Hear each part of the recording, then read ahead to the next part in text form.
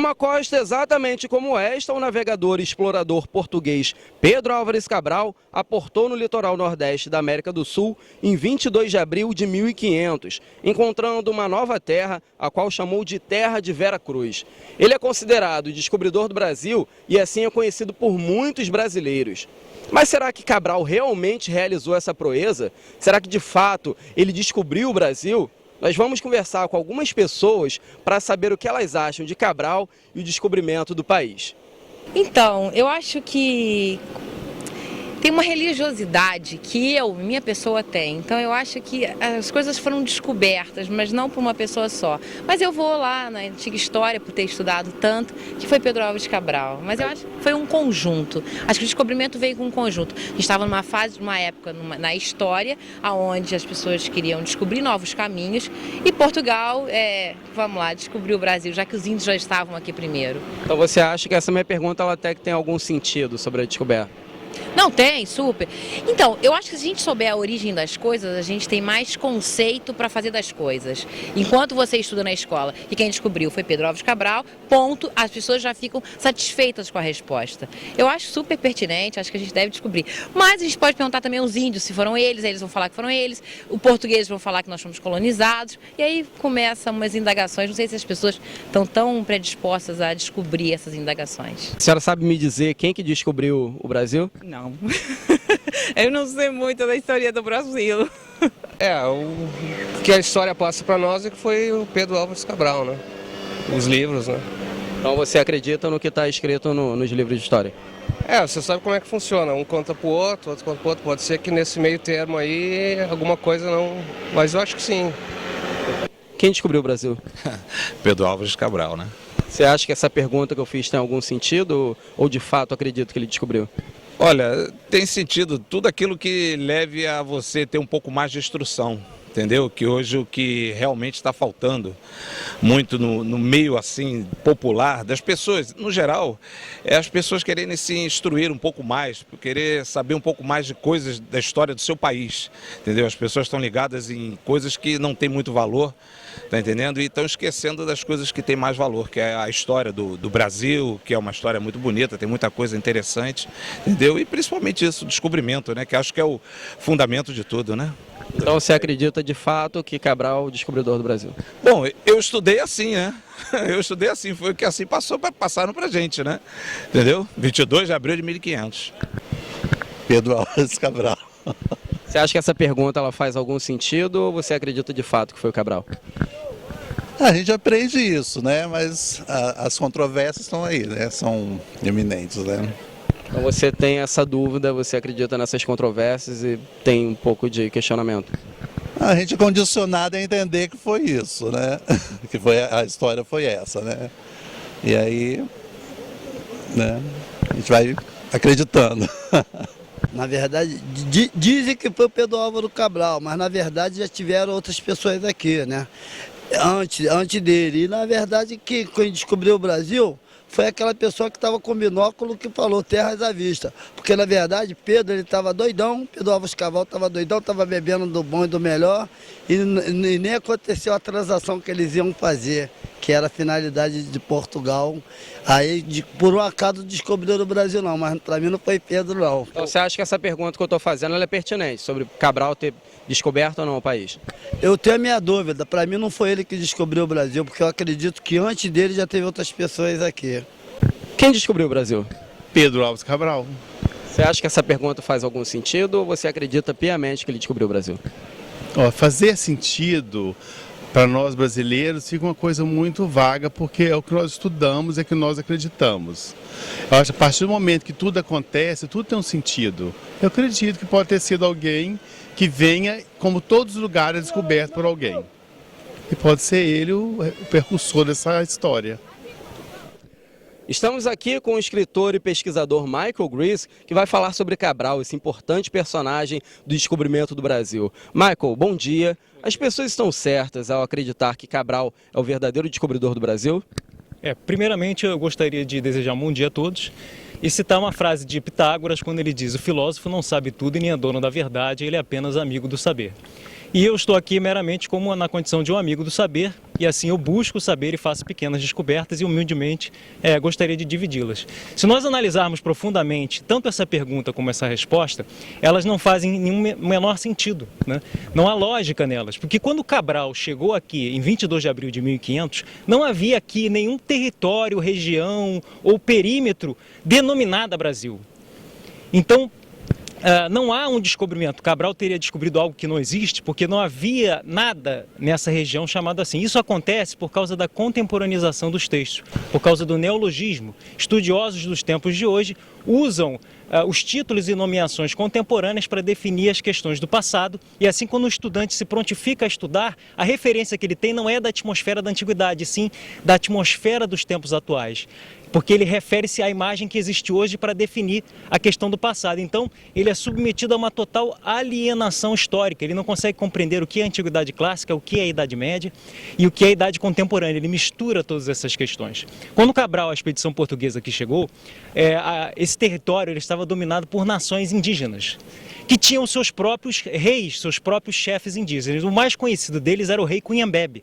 O rei Cunhambebe era líder da Confederação dos Tamoios. Os Tamoios eram índios de origem tupinambá e que formavam um grupo de tribos guerreiras que ia desde a atual Bertioga, em São Paulo, até Cabo Frio, no Rio de Janeiro. Nós estamos no território que pertencia ao rei Cunhambebe.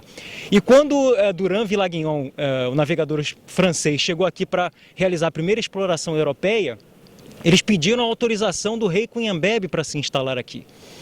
Então, analisando isso profundamente, esse descobrimento é o descobrimento de um novo mundo, que ainda não tinha uma denominação. Quando os portugueses propriamente chegaram aqui, na crença mítica dos tamoios, eles viviam no reino de Pindorama. O reino de Pindorama correspondia, na crença deles, a todo o litoral leste da América do Sul. Então, naturalmente, o que Cabral descobre é o reino de Pindorama. Por quê? Porque esse é o nome original, o nome que os próprios nativos deram a esse território. Então, o que Cabral descobre é o reino de Pindorama, é uma terra nativa. Mas, buscando um aprofundamento dessa ideia de descobrimento, descobridor é todo aquele que descobre algo antes da presença humana. O astronauta, por exemplo, Neil Armstrong, ele foi o primeiro homem a pisar na Lua. Então o ato dele é inédito, ele realiza uma proeza inigualável, mas quando Cabral chega aqui já há presença humana. Então não há descoberta, não há nada de inédito, ele está chegando numa nova terra, mas que já há presença humana. Também, procurando explicar essa questão propriamente do descobridor, essa palavra descobridor fica atrelada à ideia de desbravador, ou seja, o descobridor é aquele que desbravou a terra. Mas, na verdade, quando Cabral chegou aqui, alguns historiadores dizem que ele teria aportado com as suas caravelas no território que corresponderia hoje à Bahia. Outros historiadores dizem que não, que foi em Alagoas. Apesar da controvérsia histórica, ele teria aportado na região nordeste da América do Sul. E, propriamente, ele chega nessa costa e se depara com esse território indígena. Mas o que ele faz, o que ele explora propriamente, o que ele assenta, é um pequeno sítio, uma pequena fazenda, um pequeno marco colonial. Ou seja, um território muito pequeno, muito minúsculo.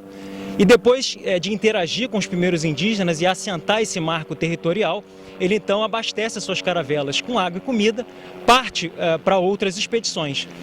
Quem propriamente descobre o Brasil, desbrava o Brasil e nos dá essa ideia de Brasil são os bandeirantes, que depois que o rei Dom João III estabelece as capitanias hereditárias, o território do Brasil é dividido em territórios e os bandeirantes começam a desbravar o território de norte a sul. Então, propriamente, quem nos dá essa noção de descobrimento, de desbravamento, são os bandeirantes. A exploração de Cabral é apenas um marco, apenas um pequeno território. Ele não desbravou esse imenso Brasil. Outra coisa que é importante explicar também é que só há soberania, só há domínio do território, só há controle do território quando você propriamente controla essa região. Então, o território ele estava em disputa, os portugueses estavam enfrentando os nativos locais, estavam enfrentando os holandeses, os franceses. Então, somente depois de expulsar os franceses, expulsar os holandeses e também combater todas as tribos guerreiros indígenas, é que há propriamente uma dominação. Há um controle desse território. Então, antes disso, não é possível definir um Brasil, né? Quando Cabral aqui chegou, a primeira visão dele, ele chamou esse território de Monte Pascoal. Só que quando ele desembarcou aqui, ele chamou o território de Ilha de Veracruz. Quando começaram a ser feitas as primeiras explorações, ele chamou de terra de Veracruz porque viu-se que não era uma ilha. Depois chamou de Nova Lusitânia, Cabralha, aí só séculos depois é que passaram a chamar de Brasil. Por que passaram a chamar de Brasil? Porque na Europa, né, Napoleão Bonaparte, o czar da Rússia, Alexandre I Romanov, realizaram o Tratado de Tilsit, onde dava-se fim à guerra entre os franceses e os russos, e eles faziam uma aliança para conquistar a terra de Portugal e Espanha. Então a família espanhola, né, a família portuguesa e a espanhola também, eles fogem para o Brasil. A família portuguesa foge para o Brasil, fugindo das guerras napoleônicas, fugindo de Napoleão Bonaparte. Então a oficialização do Brasil ocorre em 1808, em 22 de janeiro de 1808, quando a família portuguesa transfere o reino de Portugal para o Brasil. Então há aí a oficialização do Brasil, do conceito Brasil, da ideia Brasil, de nacionalidade, quando a família portuguesa se transfere para cá. Esse nome, Brasil, né, esse nome conhecido como Brasil, ele vem de lendas célticas que falam de uma terra mítica, lendária, que existia um pouco depois do arquipélago dos Açores, a qual os celtas já chamavam de Brasil, porque lá se escondia um gigante mítico, que era um deus, era um gigante que se escondia nessa ilha. Então, esse nome Brasil vem das lendas célticas. E esse nome brasileiro era usado para referir-se não à naturalidade, não ao indivíduo em si, mas também aos comerciantes que tinham na época que faziam a extração da brasilina. A brasilina era uma substância extraída do pau-brasil. Então esse nome brasileiro, nessa época, era dado aos indivíduos que extraíam a brasilina. Só depois da chegada da família portuguesa, que o nome passou a ser usado oficialmente, que isso se transformou num título de definição étnica de brasileiro. Antes era só para definir os comerciantes da brasilina. Mas quem realiza propriamente a exploração desse território, primeiramente, de forma inédita, é o navegador espanhol Vicente Yanes Pinzón. Foi um navegador que esteve comandando a caravela Nina na expedição de Cristóvão Colombo, participou do descobrimento das Américas. Depois que ocorre o descobrimento das Américas, ele volta para a Espanha, se lança numa nova expedição e sai da Espanha no dia 18 de janeiro de 1499. Ele sai da Espanha, né? Vem para essa região e ele começa aqui a explorar a região da atual hoje Guiana Inglesa, Guiana Francesa, Suriname e o Nordeste do Brasil. Entre dezembro de 1499 a janeiro de 1500, ele faz a descoberta dessa região. Então ele é o primeiro navegador europeu que faz essa descoberta. E essa história propriamente que houve um erro da expedição portuguesa, essa mítica, né, que Cabral errou, ele estava indo para as Índias Ocidentais, é uma inverdade. Porque as notícias que Cristóvão Colombo teria descoberto as Américas e que Pinzón já estava aqui rodeando os nossos territórios, foi visto como uma ameaça pela coroa portuguesa. Então a coroa portuguesa, vendo essa ameaça, vendo que talvez os espanhóis não fossem cumprir o Tratado de Tordesilhas, eles apressadamente fazem essa expedição, né?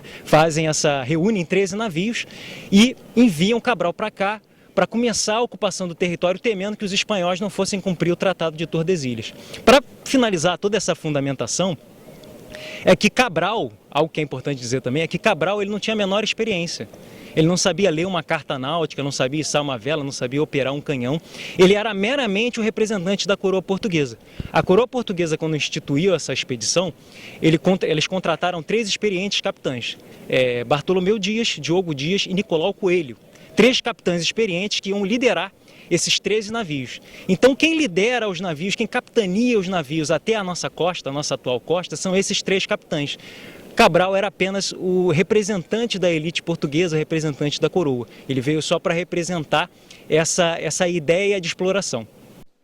Para acompanhar o trabalho do escritor e pesquisador Michael Greasy, basta entrar em contato nos endereços que estão aparecendo aí na tela. No Facebook, basta digitar m.k.greasy para curtir a página do autor. Já no YouTube, é só colocar m.k.greasy channel para se inscrever no canal. E se você quiser entrar em contato por e-mail, o endereço é mk.greasy@yahoo.com.br. Para falar com a assessora de web Vivian Rodrigues Reis, basta acessar o e-mail vivireis@brookssocialmedia.co.uk. É possível ainda entrar em contato com Michael Grease através do secretário executivo José Caldeira, no e-mail caldeirajj@gmail.com e nos telefones 99535-6567 ou 2234-2423 e 2234-0315. Lembrando que antes é preciso colocar o prefixo do Rio de Janeiro, que é 21.